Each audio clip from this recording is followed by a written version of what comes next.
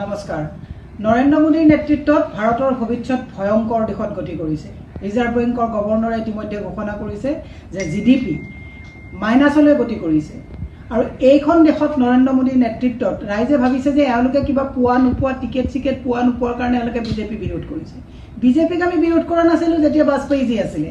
এনেকুৱা এজন বেপাৰীৰ হাতত ভাৰতৰ গোটেই ৰাজনীতিৰ বাগজৰীডাল পৰি গ'ল, যিজন মানুহে তেওঁ নেতৃত্ব লোৱাৰ পাছৰ পৰা ভাৰতৰ জনকল্যাণমূলক আঁচনিবিলাক বাদ দি পেলাই কেৱল আদানী আম্বানীৰ কল্যাণৰ ক্ষেত্ৰত তেওঁ গতি কৰিছে। আপোনালোকে দেখিছে যে ৰাম মন্দিৰ নিৰ্মাণৰ ক্ষেত্ৰত অতি নিলজ্জভাৱে পোষ্টাৰিং হৈছে। তাত ৰামৰে অৱস্থা এনেকুৱা হৈ গৈছে যাক আমি ভগৱান ৰাম বুলি ভাবোঁ। তেওঁৰ নৰেন্দ্ৰ মোদীৰ মস্ত এখন প্ৰকাণ্ড ফটোত ৰামেও এনেকুৱা অৱস্থা শ্বাসৰুদ্ধ অৱস্থাত পৰিছে যে নৰেন্দ্ৰ মোদীৰ আঙুলিত ধৰি যাবলগীয়া হৈছে।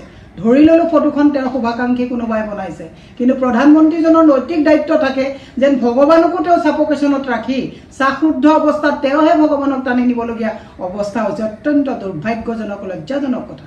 গতিকে এই কথাবিলাকলৈ আমি পিছত গ'লোঁ, কিন্তু ভাৰতৰ প্ৰত্যেকজন, লগতে অসমৰ প্ৰত্যেকজন জনতাক কৈছোঁ, জাগ্ৰত হওক আপোনালোক। আমি বিজেপি বিৰোধী নাছিলোঁ, নৰেন্দ্ৰ মোদীৰ বিৰোধী নাছিলোঁ, কিন্তু যিজন নেতাৰ নেতৃত্বত ভাৰতৰ দায়িত্ব দিয়া হৈছে, তেওঁ এফালৰ পৰা তেওঁ নিৰ্বাচনী প্ৰতিশ্ৰুতিত কৈছিলে নেকি যে ৰাজহুৱা যিমান সম্পত্তি আছে তেওঁ বিক্ৰী কৰিব, প্ৰাইভেটাইজেশ্যন কৰিব।